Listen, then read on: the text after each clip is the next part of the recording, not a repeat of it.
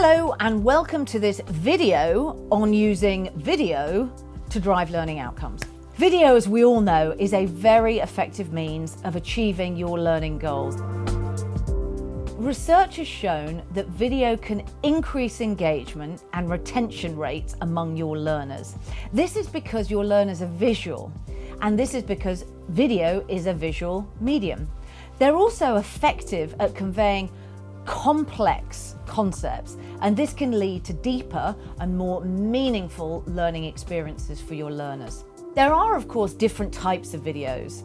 Different types of videos can be used to support the learning outcomes in different ways. For example, instructional videos, such as this one, can be used to deliver information in a more concise and easy to comprehend format. Demonstration videos can be used to illustrate how to perform a specific task or skill. Case study videos can be used to present real-life scenarios where people are doing real-life experiences to encourage critical thinking. In that situation, how would I react? And finally, animated videos. Animated videos can be used to explain abstract or complex concepts through appealing visuals. So some top tips for creating effective learning videos. First of all, always keep your learners in mind when you're creating your video content. Keep your videos concise, keep them to the point.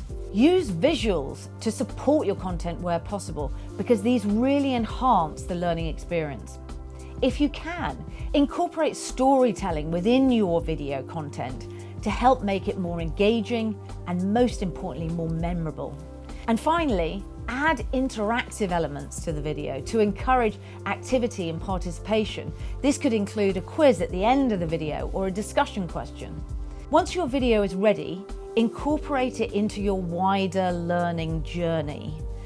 Then make sure to evaluate how effective that video has been and make any adjustments moving forward for improvement.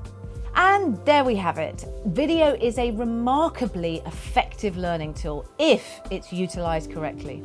Remember to take your learners' needs, motivations, and challenges into account.